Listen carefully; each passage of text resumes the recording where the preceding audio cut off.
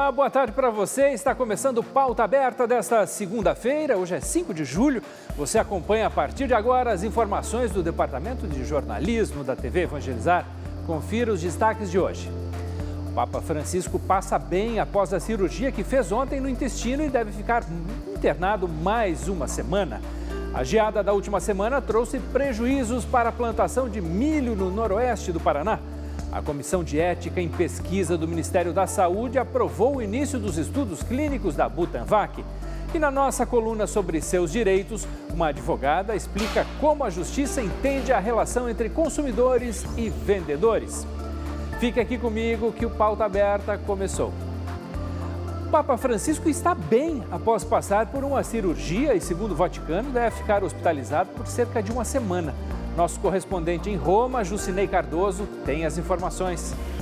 Eram 13h30 da tarde deste domingo quando a sala de imprensa da Santa Sé divulgou o comunicado.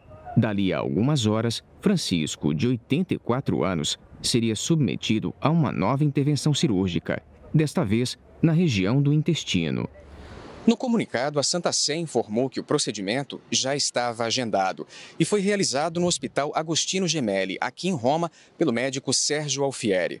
Francisco foi submetido a uma cirurgia para tratar uma estenose diverticular do cólon, que é a formação de divertículos ou pequenas bolsinhas na parede do intestino grosso. O Santo Padre recebeu anestesia geral e, segundo o último boletim, se recupera bem da operação. Horas antes do procedimento, o Papa rezou a tradicional celebração do Ângelus de todos os domingos e animou este grupo de fiéis ao anunciar oficialmente que irá à Eslováquia e à Hungria em setembro deste ano.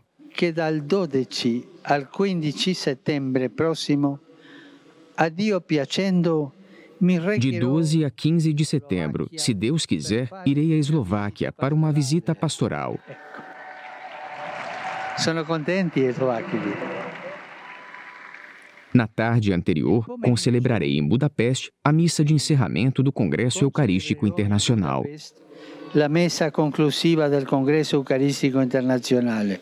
O próprio pontífice já havia expressado publicamente a intenção de participar do 52º Congresso Eucarístico. A declaração foi feita ao final da histórica viagem dele ao Iraque em março deste ano, quando Francisco revelou aos jornalistas do voo papal os planos de presidir a celebração.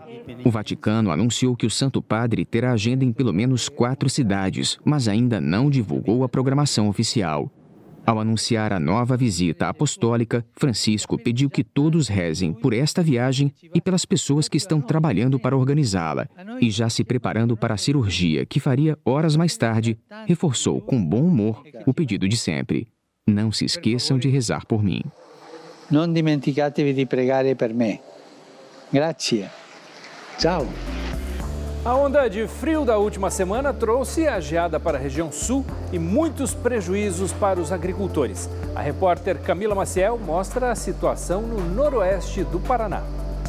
A safra de milho na região noroeste do Paraná tem sofrido com as variações climáticas. Primeiro foi o atraso no plantio devido à colheita tardia da soja. Depois veio a estiagem, que durou quase 3 meses. Com isso, as lavouras já vinham apresentando problemas no desenvolvimento. Nós tivemos um período muito longo de estiagem durante o ciclo da cultura do milho, que coincidiu com um momento muito importante da cultura, quando ela define o potencial produtivo, ou seja, define o tamanho da espiga, o número de fileira de grãos e o número de grãos por fileiras. Então nós tivemos aproximadamente 70 a 80 dias de seca, atingindo todas as regiões de atuação no Cocamar. Nos últimos dias, a situação ficou mais preocupante. Em praticamente toda a região, foram registradas temperaturas abaixo de 0. Nós tivemos também algumas chuvas isoladas, mas não foram suficientes para recuperar aquele potencial produtivo que nós almejávamos lá no início, que foi planejado.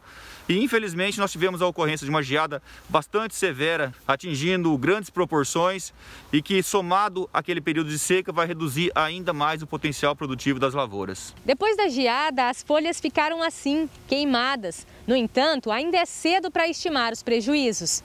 Segundo a Clocamar, nos próximos dias é que será possível fazer uma avaliação mais assertiva. O planejamento foi feito de uma forma correta. O único ponto foi realmente o atraso na janela do plantio. O produtor investiu em insumos, investiu em adubação, investiu em controle de pragas, doenças, mas as condições climáticas foram bastante adversas para a cultura e isso reduziu muito o potencial produtivo. Veja agora como está o tempo nessa segunda-feira em todo o Brasil.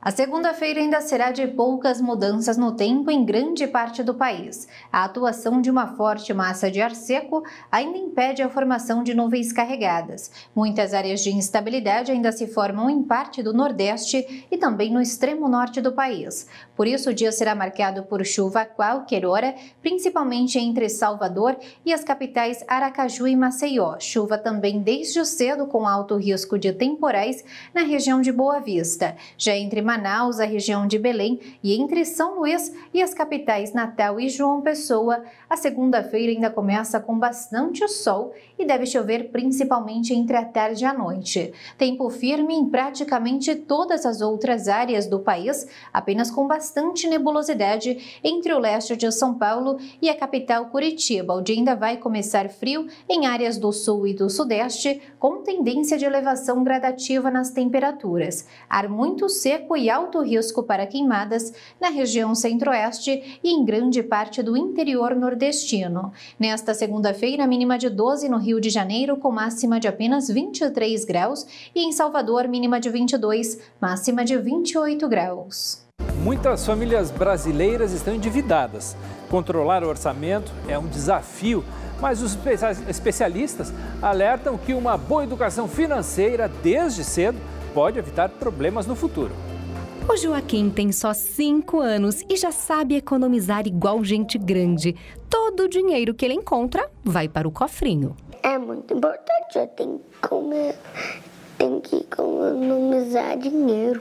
É claro que o bom exemplo começa em casa. A mãe do Joaquim é economista e sabe o quanto é importante ensinar como lidar com as finanças desde criança. O que é mais caro, uma casa ou um carro? A nossa intenção em passar para o Joaquim desde pequeno essas noções foi justamente para que, quando ele se torne um adulto, ele já não trate o dinheiro como um vilão, que ele possa tomar suas decisões financeiras com consciência do que ele vai estar fazendo. Ele tem o dinheirinho no cofrinho dele, quando ele quer comprar alguma coisa, ele participa com a gente das pesquisas de preço.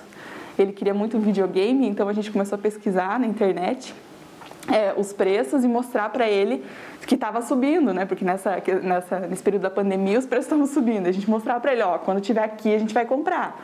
Então ele sempre pedia para ver, deixa eu ver o preço, deixa eu ver como é que tá. O problema é que o hábito de discutir as finanças em família e planejar ainda não é muito comum. A prova disso é que o endividamento das famílias brasileiras bateu um novo recorde este ano, chegou a 67%. É o maior índice registrado em 10 anos. Entre as principais dívidas estão o cartão de crédito, empréstimos, financiamentos e gastos com impostos e serviços básicos. Mas por que será que os brasileiros acabam se endividando? A amplitude do crédito foi uma coisa que fez com que as pessoas quisessem se endividar mais, essa cultura da casa própria, a cultura do preciso ter um carro. Isso tudo é uma questão muito cultural, sabe? Então, por isso que eu vejo que as pessoas estão cada vez mais endividadas, buscando viver além daquilo que a sua realidade permitiria. O Brasil é o 14º país no índice de despreparo financeiro. Uma maneira de evitar tantos endividados seria investir em educação financeira desde cedo. Essa união da família e escola é o que dá o sucesso, né, na educação. Então, se as escolas pudessem trabalhar questões financeiras, eu acho que as pessoas seriam menos endividadas, as pessoas teriam mais consciência do valor do dinheiro. Mas, se você está endividado e não quer mais perder o sono com as contas em atraso, anote essas dicas. Ter uma planilha, se a pessoa não tem familiaridade com planilhas, ter um caderninho, aplicativos, enfim, tem vários meios de colocar no papel, literalmente, tudo que a pessoa ganha, tudo que gasta. E ver o resultado dessa conta. Se estiver sobrando, pensar em maneiras de investir. E se estiver faltando, pensar em maneiras de reduzir as despesas, ou até mesmo procurar uma maneira de ter uma renda extra, para otimizar e fazer essa conta bater e sair do vermelho, né? Não precisa quebrar o cartão, dá para seguir com o cartão sem problema nenhum, só ter a consciência de que você tem que pagar sempre o total da fatura, que você tem que ter aquele dinheiro planejado, foi uma compra planejada, eu usei o cartão, mas eu tenho consciência de que eu tenho o dinheiro para pagar essa fatura. Lição que o Joaquim aprendeu e quer ensinar para toda a família. Agora todo mundo da minha família vai querer todo o dinheiro dele no cofre. E assim nunca vai faltar dinheiro para ninguém? Nunca. O Pix bateu recorde no dia 30 de junho de transações em um único dia. Foram quase 28 milhões de operações. O sistema do Banco Central permite a transferência sem custo de dinheiro entre pessoas e empresas. Pix. As 3 letrinhas caíram no gosto do povo. A facilidade em fazer transferência de dinheiro de forma gratuita, que começou em novembro do ano passado, já tem mais adeptos do que as antigas modalidades bancárias, que eram pagas. Nesta semana, o Pix bateu um recorde. No último dia de junho, foram feitas quase 28 milhões de transações. Prova de que o sistema foi aprovado pelos brasileiros. Nos últimos meses, a quantidade de Pix superou a quantidade de TED, DOCs, cheques e boletos somados em número de operações. O Banco Central segue atuando na sua contínua evolução. Nessa linha, está prevista a introdução de diversas novas funcionalidades, como o Pix Saque e o Pix Troco, que serão ofertados ao público no segundo semestre deste ano. Segundo dados do Banco Central, em apenas 7 meses e meio, mais de 73 milhões de brasileiros já utilizaram Pix ao menos uma vez. Isso significa 46% da população adulta do país. Também, as facilidades são muitas. Basta acessar o aplicativo do banco e cadastrar uma chave, que pode ser o CPF, o CNPJ, o e-mail, o número de celular ou um número aleatório. E os pequenos comerciantes também adotaram a ideia. Eu faço a venda, ele efetua o pagamento e ele me dá o comprovante pelo WhatsApp. Melhor que dinheiro. No mês de junho, o sistema desenvolvido pelo Banco Central ganhou a 4ª edição do Prêmio Internacional da publicação especializada Central Banking na categoria Inovação de Pagamento. O Pix foi considerado, além de inovador, responsável por ganhos de eficiência e um aliado para a inclusão financeira no Brasil. Você tem um sistema que democratiza as operações, as transações, facilita, funcionando 7 dias da semana, 24 horas no dia. O futuro chegou? Para o churrasqueiro Jurandir, sim. O comércio vai ter que evoluir, né? Daqui um dia não vai existir mais nem cartão, né? Nem cédula. Nem cédula. Vai ser tudo isso aí agora, tudo digital, né? Chegou a hora do nosso quadro sobre seus direitos e você vai ver agora como a Justiça vê a relação entre consumidores e vendedores. Boa tarde a todos que assistem o programa Pauta Aberta. É necessário analisar as relações entre compradores e vendedores. Será que todas elas são regidas pela relação de consumo? Bom, para isso é preciso pensar como é que se dão essas transações. Primeiro, quem é esse vendedor? Esse vendedor, se tem a transação com habitualidade, ou seja, convencionalmente vende os produtos para os consumidores, tem endereço fixo, vende com nota fiscal, vende programadamente, ele pode ser considerado um fornecedor. Agora, aquele que vende eventualmente, ou seja, vende o seu produto particular, ele não é tido como fornecedor. Vejamos um exemplo. Se eu compro um carro na concessionária, essa concessionária tem por hábito vender automóveis. Ela sim é uma fornecedora. Então, quando eu compro um automóvel na concessionária, esta é uma relação de consumo. Agora, se eu compro um carro de uma pessoa particular que está vendendo o seu automóvel diretamente para um terceiro, essa já não é uma relação de consumo. Essa é uma relação que se dá pelo Código Civil. Qual é a diferença entre eles? A relação relação de consumo, o Código de Defesa do Consumidor tem proteção para este indivíduo, respeitando a questão do vício e do defeito do produto, dando direito a ele a questionar produtos duráveis dentro de 90 dias e não duráveis dentro de 30 dias. Ou seja, se o carro tiver problemas, dentro de 90 dias pode pedir para o fornecedor analisar esse produto e fazer as reparações devidas. Já no caso do comprador, diretamente pelo Código Civil, as relações são mais complexas, porque precisa do meio de prova, precisa constituir o que ocorreu e questionar daí, juntamente com esse vendedor, as questões civilistas, ou seja, documentais, provas, e não há proteção tão resguardada como há no Código de Defesa do Consumidor. O que é importante pensar aqui? E se essa transação entre pessoas físicas se der por meio de um site, né? A operação se der por meio de um mercado que seja vendedor, um mercado eletrônico. Aí as relações elas se modificam. Por quê? Porque daí há um intermediador. E o intermediador é o site eletrônico. E aí passa a ter uma relação de consumo por meio deste site eletrônico, que é os sites de venda online. Então, é muito importante tomar cuidado. Se a venda for direta com o vendedor pessoa física, não há relação de consumo. Agora, se a venda for por meio de um site, passa a ter uma relação de consumo. O que importa dizer aqui?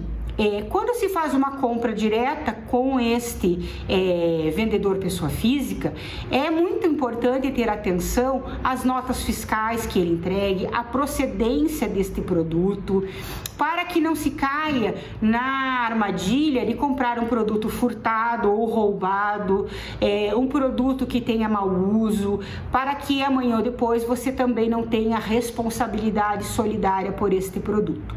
Já via sites de comércio eletrônico, você tem a proteção do Código de Defesa do Consumidor, que pode imputar a responsabilidade a este site eletrônico, caso haja algum problema em decorrência deste produto. O preço do litro da gasolina foi reajustado de R$ 2,53 para R$ 2,69 e o do óleo diesel de R$ 2,71 para R$ 2,81, segundo informou a Petrobras. Com isso, os dois combustíveis vão ficar 6% e 3,7%, respectivamente, mais caros a partir de amanhã.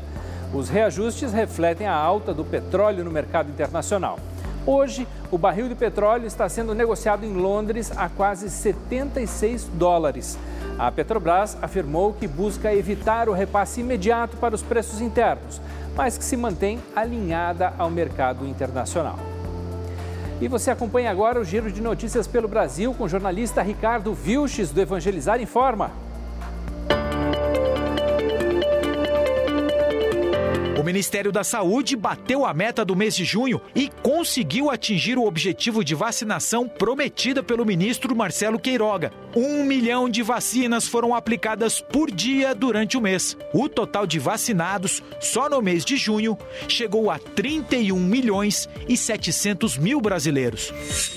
A advogada presa por envolvimento com organizações criminosas foi solta pela Justiça do Paraná. O Ministério Público mostrou que a advogada movimentava contas bancárias do bando e levava bilhetes com recados do grupo para dentro da Penitenciária Federal de Catanduvas. A Justiça levou em consideração o fato da advogada ser mãe de uma criança que estava sob os cuidados da empregada.